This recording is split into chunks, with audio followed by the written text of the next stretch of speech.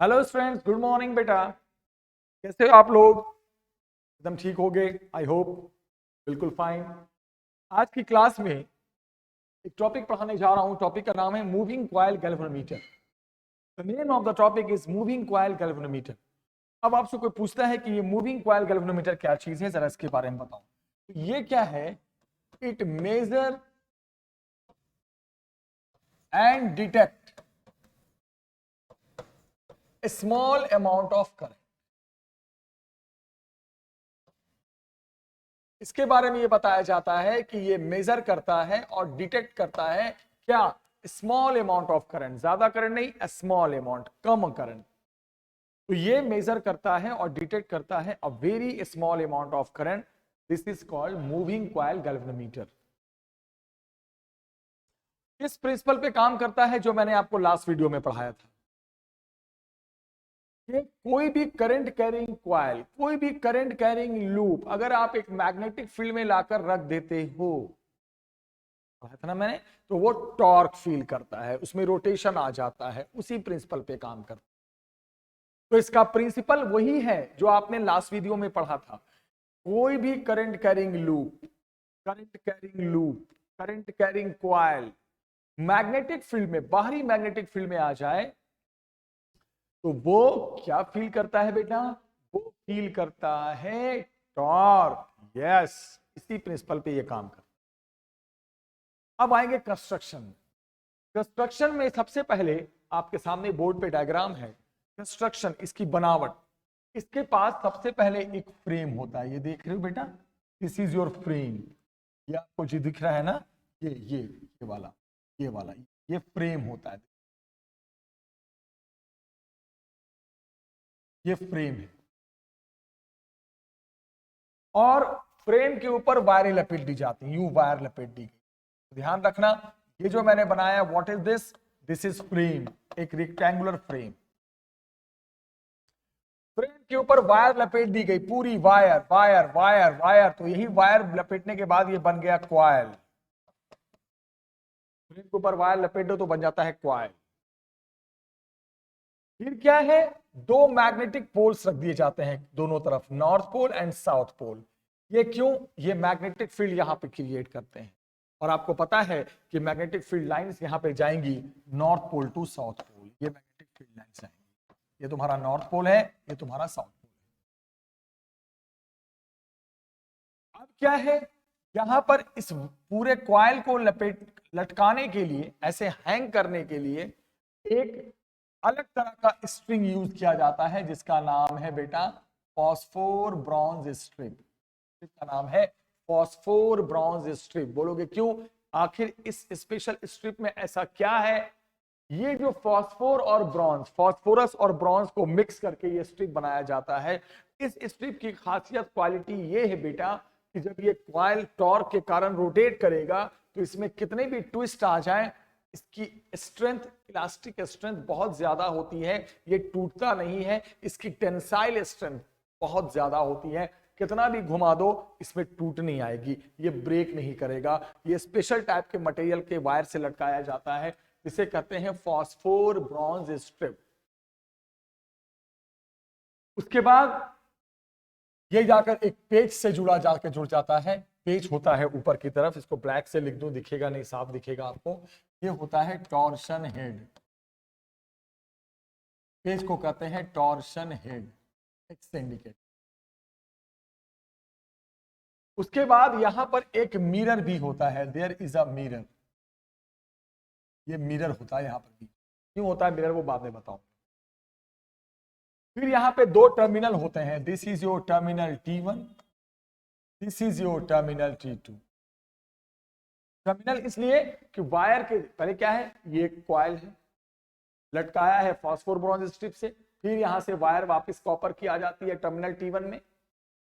और इस कॉइल का जो एक एंड है, यहां से तो फॉस्फोर स्ट्रिप है और दूसरे एंड में नीचे एक स्प्रिंग जुड़ा होता है, एस डैश स्प्रिंग, ताकि जब ये घूमे तो स्प्रिंग इलोंगेट हो जाए, ताकि वायर, अगर स्प्रिंग नहीं लगाओगे तो वायर टूट जाएगी नीचे से। और आपको पता ही है दो magnetic poles, north and south. Coil का नाम रख दिया गया है बेटा P Q R S नाम तो आपके सामने लिखिए। अब यहां पे क्या बताया जाता है, ध्यान से देखना। अब यहां पे ये बताया जाता है कि जब आप रेक्टेंगुलर फ्रेम के ऊपर वायर लपेट देते हो, जब कॉइल बन जाता है तो इसको हम एक स्पेशल टाइप के वायर से हैंग कराते हैं। उस स्पेशल टाइप के वायर को हम फॉस्फोर ब्रॉन्ज स्ट्रिप कहते हैं। इसकी टेंसाइल स्ट्रेंथ बहुत ज्यादा होती है, इस कारण इस रीजन से इसी स्पेशल टाइप के मटेरियल के वायर से हम इस पूरे फ्रेम को हैंग कराते हैं। और यहां पर मैग्नेटिक फील्ड क्रिएट करने के लिए दो मैग्नेटिक पोल्स लेते हैं, north pole and south pole. Magnetic field lines north से साउथ की तरफ जाती है। वायर का एक एंड यहां से फॉस्फोर स्ट्रिप है और दूसरे एंड में नीचे स्प्रिंग लगा देते हैं। फिर वो जाकर फिर वायर कॉपर का आ जाता है और ये टर्मिनल T2 से जाके कनेक्ट हो गया। फिर यहां से कॉपर का वायर वापस आ गया टर्मिनल T1 से। यहां तक कॉपर वायर, फिर स्ट्रिप, फिर कॉपर वायर, यहां तक कॉपर वायर, स्प्रिंग, फिर कॉपर वायर, और जाके दोनों साइड दो टर्मिनल से जाकर वो दोनों कॉपर वायर के एंड जुड़ जाते हैं। अब तो कुछ बचा नहीं, ये तो दो पेच होते हैं, ऐसे करके पेच लगे होते हैं। और ऊपर का जो हेड होता है, ऊपर का जो स्क्रू, उसको टॉर्शन हेड कर। तो ये तो था इसका डायग्राम। मिरर का क्या रोल है वो बाद में बताऊंगा। डायग्राम समझ में आ गया होगा। बोलोगे सर इसके अंदर ये क्या है, एल, ये जो एल है, ये एल क्या है? आपने इस एल के बारे में बताया नहीं, ये मैं बताऊंगा ये एल क्या है। एल के बारे में थोड़ा सा आइडिया दे दूं। ये जो एल है, ये सॉफ्ट आयरन कोर का एक मटेरियल होता है। सॉफ्ट आयरन का एक सिलिंड्रिकल शेप में एक मटेरियल डाल दिया जाता है। क्यों डाला जाता है वो बाद में डिस्कस होगा, लेकिन सुन लो ये एल क्या है। सॉफ्ट आयरन, सबसे soft iron is the best magnetic material. Soft iron का एक मटेरियल सिलिंड्रिकल शेप में रख दिया जाता है फ्रेम के अंदर। क्यों रखा जाता है वो 2 मिनट रुको, आप बताऊंगा क्यों। तो पहले कंस्ट्रक्शन में फिर से आ जाएं, फिर से आ जाते हैं। फ्रेम, ये फ्रेम के ऊपर वायर लपेट दिया, कॉइल, फ्रेम के अंदर सॉफ्ट आयरन का एक मटेरियल रख दिया, सिलिंड्रिकल मटेरियल एल, फ्रेम को लटकाया, कॉइल को लटकाया एक स्पेशल टाइप के वायर से, स्ट्रिप से, फॉस्फोर ब्रॉन्ज स्ट्रिप। फिर यहां से वो वायर कॉपर का टर्मिनल T1 पे जुड़ गया और यहां से दूसरा, यहां से फिर कॉपर वायर जाके टर्मिनल T2 से, नीचे दो पेज हो गए। कॉइल का नाम PQRS है। दो magnetic pole north and south, क्या क्रिएट करने के लिए? यहाँ पे मैग्नेटिक फील्ड लाइंस की direction north pole to south pole. अब बोलोगे सर अब मुझे कंस्ट्रक्शन सिखा दिया आपने, अब मुझे जरा वर्किंग सिखाओ। तो वर्किंग में क्या होता है, जैसे ही आप इस मशीन को जाकर सर्किट में जोड़ोगे तभी तो करंट आएगा इसमें। सर्किट में क्या जोड़ दिया जाता है? दोनों टर्मिनल, एक टर्मिनल T1 और टर्मिनल T2। मान लो इस वाले एंड को आपने प्लस से जोड़ दिया, ये जो टर्मिनल आप देख रहे हो इसको आपने बैटरी के प्लस से जोड़ दिया और इस टर्मिनल को बैटरी के माइनस से जोड़ दिया, उठाया और जाके सर्किट में जोड़ दिया। सर्किट के दो टर्मिनल होते हैं, पॉजिटिव और नेगेटिव। ये जुड़ गया पॉजिटिव टर्मिनल से, ये जुड़ गया नेगेटिव टर्मिनल से, तो करंट आप जानते हो प्लस से माइनस की तरफ करंट का फ्लो शुरू हो जाएगा, करंट आना शुरू हो जाएगा, करंट आना शुरू हो जाएगा, करंट का फ्लो शुरू हो जाएगा, करंट का फ्लो शुरू हो जाएगा, करंट का फ्लो, ऐसे से करंट फ्लो शुरू, करंट का फ्लो शुरू हो गया। अब बेटा जैसे ही करंट का फ्लो शुरू हो जाएगा, और मैंने पिछली क्लास में पढ़ाया था, जैसे ही करंट का फ्लो शुरू हो जाएगा तो ये रेक्टेंगुलर कॉइल ही तो है, लूप ही तो है। कोई भी रेक्टेंगुलर लूप, किसी भी शेप का लूप अगर बाहरी मैग्नेटिक फील्ड में आ जाए, एक्सटर्नल मैग्नेटिक फील्ड में आ जाए, है तो यहां पर पहले से मैग्नेटिक फील्ड बन तो रही है, north to south magnetic field intensity है तो यहां पर, जैसे ही मैग्नेटिक फील्ड इंटेंसिटी उसे मिलता है एक्सटर्नल, और ये करंट कैरिंग लूप तो है ही अपने आप में, तुरंत टॉर्क फील करता है, जो मैंने पढ़ाया था। तो तुरंत वो टॉर्क फील करेगा। वो टॉर्क क्या होगा, फॉर्मूला पता है ना, mb sin थीटा। और m का मतलब जानते हो, डायपोल मोमेंट क्या होता है करंट कैरिंग लूप का, NIA। पढ़ाया था ना पिछले लेक्चर में, n for number of turns, I for current, A for area. ये फॉर्मूला होता है किसका, टॉर्क का। तो जैसे ही आप इसे टर्मिनल से जाकर जोड़ोगे, जैसे ही इसमें करंट आएगा, तुरंत इमीडिएट वो उसी टाइम, बाहरी मैग्नेटिक फील्ड है यहां पर एक्सटर्नल, लास्ट टॉपिक के अकॉर्डिंग वो टॉर्क फील करना शुरू कर देगा। और टॉर्क का फॉर्मूला होता है mb sin थीटा। यहाँ m होता है NIA, number of turns, current into area. b होती है मैग्नेटिक फील्ड, अब हम चाहते हैं ये जो टॉर्क है ये मैक्सिमम हो, हम चाहते हैं ये जो टॉर्क फील कर रहा है वो मैक्सिमम हो।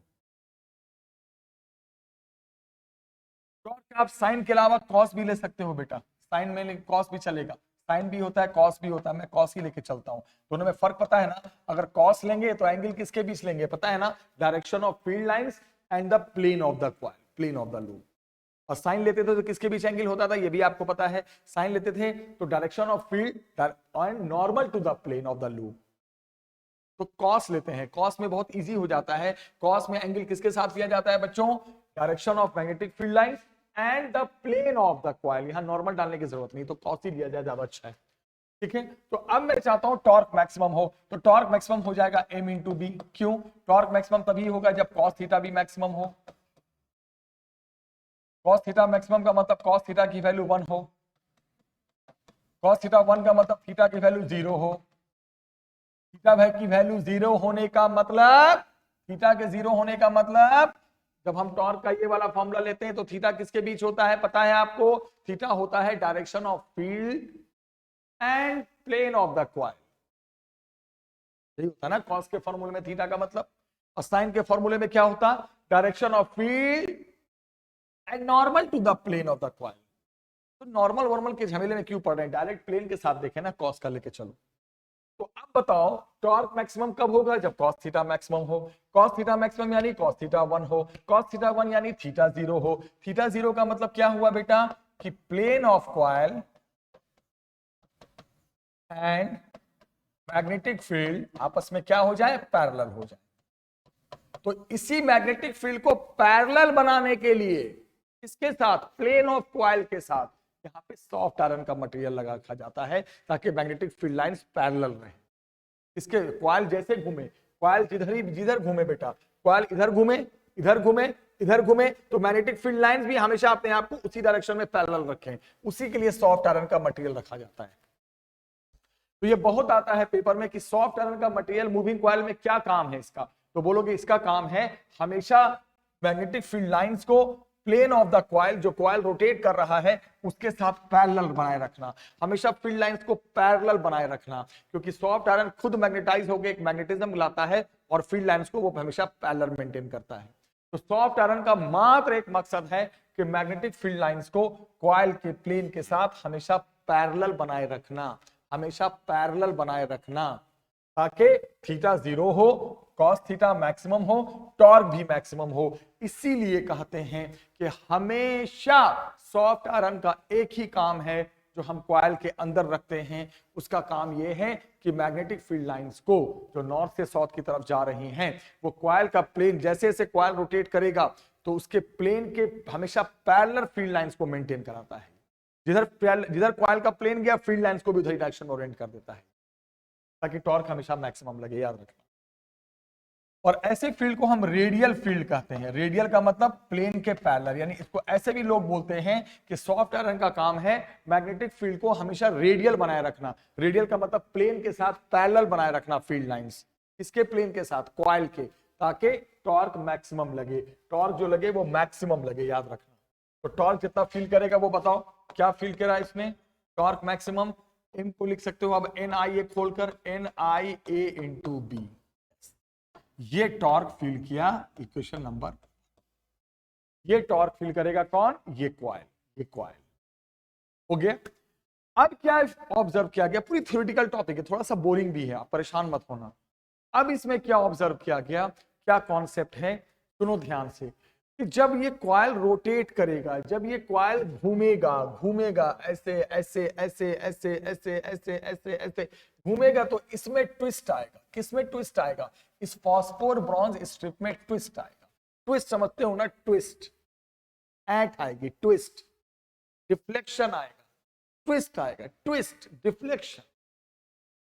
सुनो अच्छे से, आप इधर ये घूमेगा और इसमें ट्विस्ट आता जाएगा, ये घूमता जाएगा, इसमें ट्विस्ट आता जाएगा, ये घूमता जाएगा, इसमें ट्विस्ट आता जाएगा। किसमें ट्विस्ट आता जाएगा, इस स्ट्रिप में ट्विस्ट आता जाएगा। इस स्ट्रिप में ट्विस्ट एट, अब देखो ना, किसी चीज को ऐसे लटका दो और यहां पे फिक्स कर दो तो घुमा, तो इसमें ट्विस्ट नहीं आएगा, वायर में एंट नहीं आएगी। तो जब ट्विस्ट आएगा, किसमें ट्विस्ट आएगा, इस स्ट्रिप में, तो आपको पता है जिसमें ट्विस्ट आता है, आप किसी चीज को पकड़ के वायर के स्टोन को लटका के घुमाओ घुमाओ घुमाओ घुमाओ घुमाओ घुमाओ, इसमें ट्विस्ट आएगा, छोड़ दोगे घुमाना तो फिर से वापस आ जाएगा। तो जिसमें ट्विस्ट आएगा, किसमें ट्विस्ट आएगा, किसमें किसमें डिफ्लेक्शन आएगा, इस स्ट्रिप में। तो इसमें एक रीस्टोरिंग टॉर्क भी इकट्ठा होने लगेगा, रीस्टोरिंग, क्योंकि जैसे ही आप इसमें करंट फ्लो कराना बंद कर दोगे ये तुरंत अपनी जगह पे वापस आ जाएगा। तो वापस कौन लाएगा, रीस्टोरिंग टॉर्क। तो कहते ये हैं कि तुरंत इधर तो ये इसमें घूमता है, इसमें तो डिफ्लेक्शन होता है, बट इसमें रीस्टोरिंग टॉर्क इकट्ठा होता है। किसमें, इसमें इकट्ठा होता है, इस ट्विस्ट में, इस स्ट्रिप में, याद रखना। तो क्या लिखेंगे हम, रीस्टोरिंग टॉर्क कितना आएगा, रीस्टोरिंग टॉर्क इन स्ट्रिप। इसका फॉर्मूला बनाया गया रीस्टोरिंग टॉर्क का, K इंटू थीटा। बोलोगे सर ये क्या है K इंटू थीटा, अभी समझाता हूं क्या है रीस्टोरिंग टॉर्क का मतलब। यहां K का मतलब क्या है, सुनो, K का मतलब है रीस्टोरिंग टॉर्क,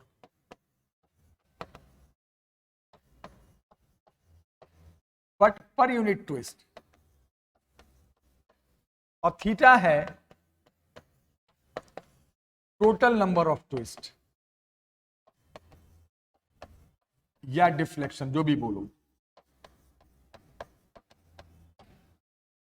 हुआ क्या कि जैसे आप इससे करंट में टर्मिनल से जोड़ोगे, करंट आएगा, करंट कैरिंग लूप बनेगा, मैग्नेटिक फील्ड में आएगा, टॉर्क फील करेगा। टॉर्क मैक्सिमम होने के लिए cos थीटा 1 होना चाहिए, उसके लिए सॉफ्ट आयरन का मटेरियल डाल देते हैं ताकि हमेशा थीटा 0 रहे। थीटा किसके बीच एंगल है, मैग्नेटिक फील्ड लाइंस, फील्ड और प्लेन ऑफ द कॉइल, इसको हमेशा पैरेलल बनाए रखे टॉर्क मैक्सिमम फील करने के लिए। तो अब यहाँ पे जो टॉर्क ये फील करेगा, मैक्सिमम हमेशा फील करेगा। रीजन कौन है मैक्सिमम टॉर्क फील करने का, ये रीजन है, ये सॉफ्ट आयरन वाला मटेरियल। तो जैसे टॉर्क मैक्सिमम फील करेगा तो उसका फॉर्मूला बन गया NIAB। ये तो वो टॉर्क फील करेगा, कौन, ये कॉइल, किसके कारण, जब इसमें करंट जाएगा। और जब ये रोटेट करेगा, जब ये रोटेट करेगा तो इसमें ट्विस्ट आना शुरू होगा। किसमें, स्ट्रिप में ट्विस्ट आएगा तो इसमें रीस्टोरिंग टॉर्क इकट्ठा होने लगेगा। तो रीस्टोरिंग टॉर्क हर एक ट्विस्ट, ट्विस्ट किसे कहते हैं, जैसे ये घुमा 1 डिग्री 2 डिग्री 3 डिग्री 4 डिग्री, यानी हर 1 डिग्री पे एक ट्विस्ट मानते हैं लोग। तो कहा गया कि मान लो पर ट्विस्ट कितना रीस्टोरिंग टॉर्क है, के क्या है रीस्टोरिंग टॉर्क, एक ट्विस्ट पे जो फिक्स होता है, हर एक ट्विस्ट पे, एक डिफ्लेक्शन पे इतना ही टॉर्क होता है।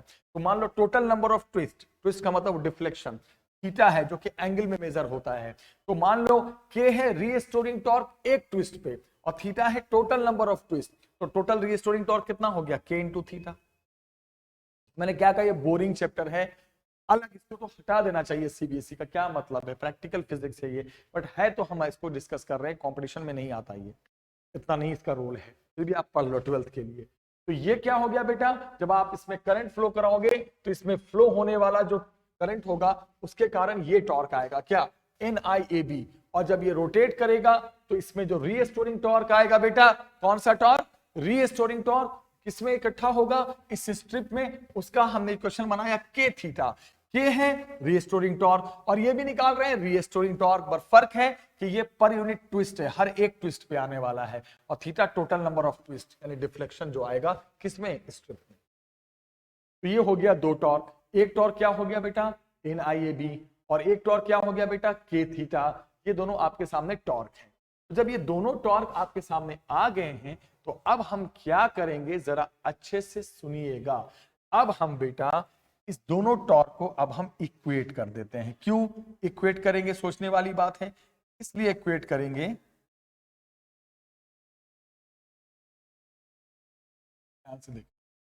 अब क्या करो बेटा, अब आप एक काम करो, अब इन दोनों टॉर्क को इक्वेट कर दो। कौन कौन से टॉर्क को, घुमाने वाला और वापस लाने वाला, क्योंकि जितना वो घूमेगा, जितना टॉर्क से वो घूमेगा उतने टॉर्क से वापस आएगा। तो दोनों टॉर्क को इक्वेट कर देते हैं। तो टॉर्क क्या है, NIAB, ये अप्लाइड टॉर्क है, उधर हो गया K इंटू थीटा। अब हमने क्या किया, दोनों टॉर्क को इक्वेट कर दिया। यहां से I क्या बन के आ गया बेटा, I बन के आ गया K upon NAB into theta. Yes, यही फॉर्मूला है उस करंट का जो वो मेजर करता है, कौन, मूविंग कॉइल गैल्वेनोमीटर। क्या फॉर्मूला आ गया, K अपॉन K वही है restoring torque per twist, theta total number of twist, N total number of turns, A area of the coil, B वहां पर एक्सटर्नल फील्ड। यही वो करंट है जो मेजर करता है कौन? Moving coil galvanometer. अजीब से टर्म है, सब आपको रट जाना है। अब यहां पे अगर गौर से देखोगे तो यहां पर मेरे को साफ लग रहा है ये सब चीजें सब फिक्स होती हैं। के है रीस्टोरिंग टॉर्क पर ट्विस्ट जो फिक्स होता है। एन नंबर ऑफ टर्न्स कभी बदलता नहीं, एरिया कभी बदलता नहीं, फील्ड कभी बदलती नहीं, तो सारी चीजें फिक्स हैं। तो यहां से एक चीज सीखने को मिला कि मूविंग कॉइल गैल्वेनोमीटर में जितना ज्यादा डिफ्लेक्शन आएगा कॉइल में उतना ही ट्विस्ट उधर आएगा। यानी डिफ्लेक्शन और ट्विस्ट के अकॉर्डिंग करंट माना जाता है कि अगर ज्यादा डिफ्लेक्शन आया है तो समझो ज्यादा करंट फ्लो किया है, कम डिफ्लेक्शन है कम करंट फ्लो किया है। मिरर का यही काम है कि मिरर, ये तो ग्लास के डब्बे में मशीन बंद होती है। जो मिरर मैंने लिखा था, मिरर क्या होता है? बाहर से बंदा बैठ के देखता है कितने डिफ्लेक्शन आएंगे, गिनता नहीं है। मिरर जब जब सामने आता है डिफ्लेक्शन आएगा, 1 2 3, जब जब उसमें रिफ्लेक्शन शो होगा बंदे को ऑब्जर्व होगा, ये रिफ्लेक्शन फिर रिफ्लेक्शन फिर रिफ्लेक्शन फिर रिफ्लेक्शन। तो इससे हमें रीडिंग मिलती है किसकी? Number of deflection. जितने रिफ्लेक्ट होंगे, जितनी बार रिफ्लेक्शन होगा उतनी बार आपको समझो डिफ्लेक्शन आया। तो ये है करंट निकालने का formula by moving coil galvanometer. याद रखना इस फॉर्मूले का गेम है बस, K अपॉन NAB थीटा, और ये है करंट थीटा के डायरेक्टली प्रोपोर्शनल। अब इसमें एक टॉपिक होता है जिसे हम कहते हैं IS। IS का मतलब क्या है? सुनो, IS इसे कहते हैं करंट सेंसिटिविटी। अब बोलोगे सर ये करंट सेंसिटिविटी क्या बला है? सर मैं आपको बता दूं, ये होता है बेटा करंट सेंसिटिविटी का मतलब number of twist per unit current. क्या होता है? Number of twist, total number of twist per unit current. यानी यहां से थीटा अपॉन आई, थीटा अपॉन आई, थीटा अपॉन आई का मतलब आई इधर ले जाओ तो थीटा अपॉन आई अपने आप बन गया। फॉर्मूला आ गया NAB/K। अगर आपसे कोई पूछे कि व्हाट इज करंट सेंसिटिविटी, सिर्फ करंट पूछे तो ये फॉर्मूला दे देना, बट करंट सेंसिटिविटी पूछ दे तो बोल देना ये होता है नंबर ऑफ ट्विस्ट प्रोड्यूस, जितना भी ट्विस्ट आया पर यूनिट करंट, 1 एम्पियर करंट पे, ये फॉर्मूला NAB/K। फिर है वोल्टेज सेंसिटिविटी। कोई पूछे ये वोल्टेज सेंसिटिविटी क्या चीज है, इसको भी बताओ। What is voltage sensitivity? ये सब छोटे छोटे टॉपिक हैं मूविंग कॉइल के। तो बोलना वोल्टेज सेंसिटिविटी का मतलब होता है, ध्यान से सुनना बेटा, इसका मतलब होता है number of twist per unit voltage. वो क्या था? Number of twist per unit current, और ये है number of twist total produce, number of deflection जो आया कॉइल के घूमने से पर यूनिट वोल्टेज। वोल्टेज को लोग बहुत सारे लिख देते हैं ऐसे, V को लिख सकते हैं I into R. I into R का मतलब समझ में आ गया आपको। थीटा अपॉन आई तो आपका करंट सेंसिटिविटी है ना, थीटा अपॉन आई जिसको आपने निकाला है ना, तो क्या लिख सकते हैं? Current sensitivity upon R. कैसे? थीटा अपॉन आई क्या है आपका? करंट सेंसिटिविटी, तो ये हो गया I current sensitivity upon R. Current sensitivity की वैल्यू रख दो बेटा तो क्या आ जाएगा? NAB/K into R. यस, ये फॉर्मूला किसका आ गया? ये फॉर्मूला आ गया वोल्टेज सेंसिटिविटी का। फर्क कितना है? यहां आर नहीं है, यहां आर है। Current sensitivity NAB/K, voltage sensitivity NAB/K into R. What is current sensitivity? It is what? Number of twist per unit current. What is voltage sensitivity? Number of twist per unit voltage. ये फॉर्मूले ये सब याद रखना। This is current, this is current sensitivity, this is voltage sensitivity. तो जब इतने सारे फॉर्मूले आपने देख लिए और ये सब डायग्राम वगैरह देख लिया, तो ये सब फॉर्मूले आपको लर्न कर लेने हैं क्वेश्चंस के लिए, याद रखना। अब बोलोगे सर, मुझे पूरी उम्मीद है आपको डायग्राम भी समझ में आ गया होगा, सारे फॉर्मूले भी आपको क्लियर हो गए होंगे, डायग्राम आपको दिख रहा है, A to Z दिख रहा है। थोड़ा सा ध्यान देना बेटा, अब मैं 2 आपको और लूंगा और उसके बाद ओवर करूंगा। ध्यान से देखो, तो मैं हटा दूं, सारे फॉर्मूले का सिर्फ गेम है। अब इसको रखने की कोई जरूरत है नहीं। ये बेटा इसको मैं रिमूव कर देता हूं, यहां से यहां तक का मामला रिमूव, ये हो गया रिमूव। अब एक बात बताओ, तो अब यहां पे क्या क्या फॉर्मूला मिला? जो करंट मेजर करता है उसका फॉर्मूला क्या आ गया? K upon NAB into theta. Current sensitivity का मतलब क्या था बेटा, पता है ना आपको? थीटा अपॉन आई। इसका क्या फॉर्मूला बनाया मैंने? NAB/K। फिर क्या बताया? वोल्टेज सेंसिटिविटी का फॉर्मूला क्या होता है बेटा? Number of twist per unit voltage. तो मैंने क्या लिखा, वोल्टेज को खोल दिया था मैंने, याद करो I इंटू आर में। तो वोल्टेज सेंसिटिविटी का फॉर्मूला क्या बन गया था बेटा, NAB बाई KR। सारे फॉर्मूले, इतने सारे फॉर्मूले आपको सारे के सारे फॉर्मूले एकदम लर्न कर लेना है अगर क्वेश्चंस का। अब किसी ने पूछा कि भाई एक बात बताइए, ये जो मूविंग कॉइल गैल्वेनोमीटर है ये सेंसिटिव कब होता है? हर डिवाइस किसी ना किसी कंडीशन पे सेंसिटिव होता है, सेंसिटिव हो जाता है। तो कहा जाता है कि बताइए ये मूविंग कॉइल गैल्वेनोमीटर सेंसिटिव कब होगा? Condition for sensitivity. तो कहा जाता है कि ये मूविंग कॉइल गैल्वेनोमीटर कब सेंसिटिव होता है? सुनो ध्यान से language, when small current produces large deflection.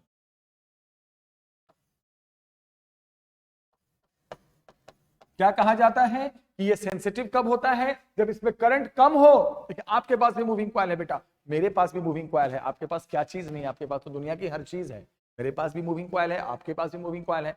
अब मान लो आप में भी बहुत कम करंट आया और मेरे में भी बहुत कम करंट फ्लो हुआ, जो हमने टर्मिनल से जोड़ा तो बहुत कम करंट आया, लेकिन मेरे मूविंग कॉइल में ज्यादा डिफ्लेक्शन आ गया आपके कंपैरिजन में। तो मैं बोलूंगा कि मेरे पास भी वही कम करंट था, आपके पास भी वही कम करंट आया था, लेकिन मेरे में ज्यादा डिफ्लेक्शन आ गया, ज्यादा ट्विस्ट आ गया, ज्यादा डिफ्लेक्शन आ गया, तो मैं कहूंगा मेरा मूविंग कॉइल ज्यादा सेंसिटिव है। यस। तो कब कहलाता है सेंसिटिव बेटा? जब कम करंट पे ज्यादा ट्विस्ट आए। तो सीधे आप करंट के फॉर्मूले में आ जाओ। क्या करंट का फॉर्मूला है? ऊपर देखो क्या कहा मैंने, यहां से देखो करंट का फॉर्मूला यहां है ना, यहां से थीटा को अलग कर लो, अलग करो थीटा से, तो NAB अपॉन K इंटू आई। और ये कब सेंसिटिव होता है बेटा बताइए? सेंसिटिव कब होगा? मैंने अभी क्या बताया कि करंट भले ही कम हो बट ये बहुत ज्यादा हो। तो ये कब पॉसिबल है? करंट कम हो और थीटा ज्यादा हो। करंट कम हो, नंबर ऑफ डिफ्लेक्शन ज्यादा है कॉइल में, ट्विस्ट ज्यादा है स्ट्रिप में, तो ये सभी पॉसिबल है। कम करंट पे ज्यादा ट्विस्ट तभी आएगा जब n ज्यादा हो, नंबर ऑफ टर्न ज्यादा लिया जाए कॉइल में, एरिया बड़ा हो, कॉइल का साइज बड़ा हो, मैग्नेटिक फील्ड वहां पे स्ट्रांग हो, और ये क्या हो, मैक्सिमम या मिनिमम, ये सब चीजें क्या हो बताओ बेटा? ये सब चीजें हो मैक्सिमम। देखो हटा देता हूं ये सब। तो क्या कहा गया बेटा बताइए जल्दी से? कहा गया कि कब ये कहलाएगा moving coil galvanometer more sensitive? जब करंट कम हो लेकिन उसके अकॉर्डिंग नंबर ऑफ ट्विस्ट ज्यादा है, डिफ्लेक्शन ज्यादा, डिफ्लेक्शन ज्यादा होगा तो ट्विस्ट भी ज्यादा आएगा। तो वो तभी पॉसिबल है जब नंबर ऑफ टर्न्स, एरिया और फील्ड ये सब मोर हो, और रीस्टोरिंग टॉर्क जो हम पर ट्विस्ट पे, हर एक ट्विस्ट पे रीस्टोरिंग टॉर्क जिसमें स्टोर होता है वो मिनिमम हो, तब कहेंगे कि ये सेंसिटिव है। तो पेपर में आता है कि बताइए कब ये सेंसिटिव होता है? बता देना कि सर ये सेंसिटिव तब होगा जब स्मॉल करंट पे इसमें ज्यादा डिफ्लेक्शन आए। और ये कब पॉसिबल है? जब टर्न्स, एरिया, फील्ड ज्यादा हो, तो करंट कम होगा फिर भी थीटा ज्यादा आएगा, और रीस्टोरिंग टॉर्क जो पर ट्विस्ट इसमें स्टोर होता है वो कम हो।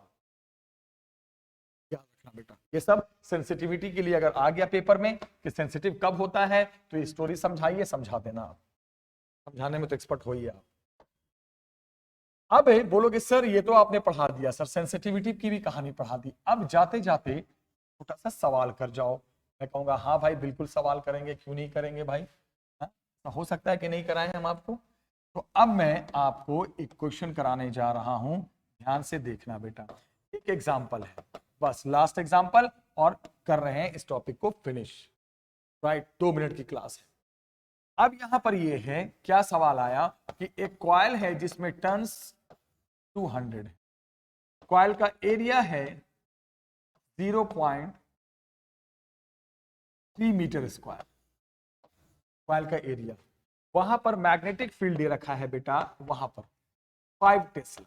कभी कभी ध्यान रखना 5 टेस्ला, हाँ टेस्ला ही लेते हैं, टेस्ला मैग्नेटिक फील्ड आपसे पूछा है, और वहां पे उसने ये बोला है कि जो उसमें नंबर ऑफ के दे रखा है, के का मतलब restoring torque per unit twist, restoring torque per unit twist, ये दे रखा है 10 न्यूटन मीटर पर रेडियन, पर रेडियन, ध्यान रखना पर रेडियन है। क्या होता है ये?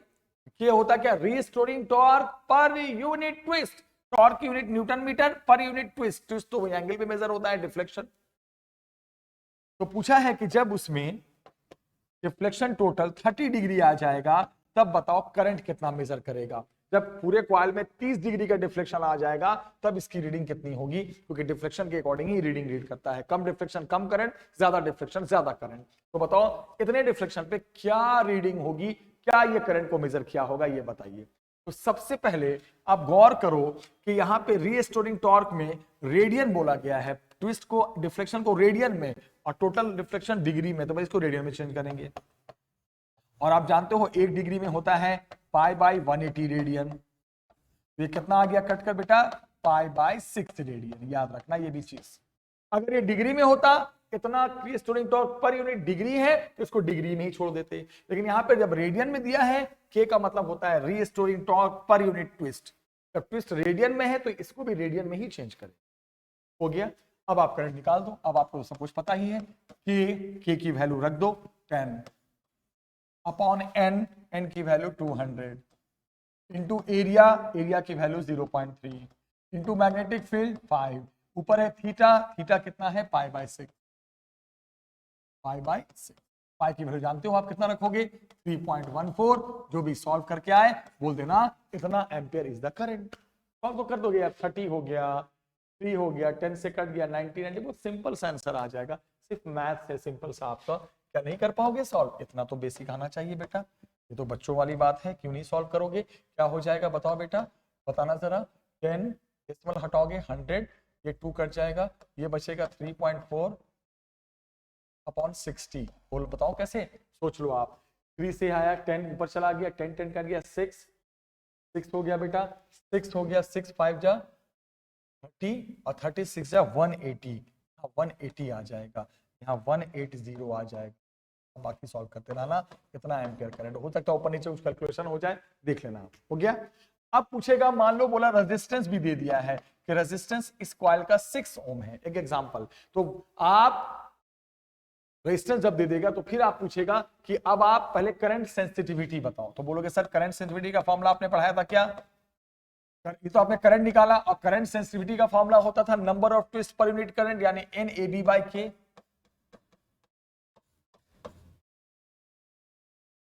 या फिर डायरेक्ट कर दो सर थीटा अपॉन आई, तो यहां से क्या आ जाएगा, क्या है theta, reflection pi by 6 into I, ऐसे भी कर सकते हो ऐसे भी कर सकते हो। पाई बाय 6 आई पता है, आई को रख दो या अलग अलग करके निकालो, आंसर तो चाहे आप ऐसे निकालो पूरे फॉर्मूले से या डिफरेंशियल के थ्रू निकालो, आंसर तो सेम ही। फिर पूछेगा वोल्टेज सेंसिटिविटी बताओ, तो उसका मैंने क्या फॉर्मूला पूरा बनाया था, NAB बाय KR। तो या तो आप सब एक एक करके सबकी वैल्यू रखो, और नहीं तो मैंने क्या बताया था voltage sensitivity number of twist per unit voltage. बात वही है यार, इतना क्या, एक ही फॉर्मूला याद रखो ना, कंफ्यूज क्यों हो जाओ, एक ही फॉर्मूले से निकाल देना बस, जो मेन फॉर्मूला है। करंट का क्या है बेटा, करंट का फॉर्मूला क्या है, NK अपॉन NAB थीटा, और करंट सेंसिटिविटी का NAB बाय K, और वोल्टेज सेंसिटिविटी का नीचे R आ गया ना, रेजिस्टेंस ही रखा है, सब निकल जाएगा। जैसे वो निकला ना करंट, उससे सब निकल जाएगा, बस वैल्यू रखने की देरी है। तो क्या क्या चीज पूछता है, करंट पूछेगा, करंट सेंसिटिविटी पूछेगा, और वोल्टेज सेंसिटिविटी पूछेगा पेपर। ये था टॉपिक, बहुत इंपॉर्टेंट टॉपिक। हमने आज टॉपिक जो फिनिश किया उसका नाम था मूविंग कॉइल गैल्वेनोमीटर। थोड़ा सा बोरिंग टॉपिक था क्योंकि थ्योरेटिकल बहुत ज्यादा, मैं समझता हूं, बट मजबूरी है, पढ़ना है, छोड़ तो नहीं सकते हम बेटा, पेपर में आएगा तो 1-2 बार वीडियो देखना तो इंटरेस्टिंग बनने, अपने आप इंटरेस्ट आने लगेगा। और नेक्स्ट वीडियो में हम एक नए टॉपिक के साथ आएंगे बेटा, तब तक टेक केयर, वीडियो को लाइक करो, शेयर करो, और चैनल सब्सक्राइब नहीं किया तो जरूर कर लो। मिलते हैं नेक्स्ट वीडियो में, थैंक यू।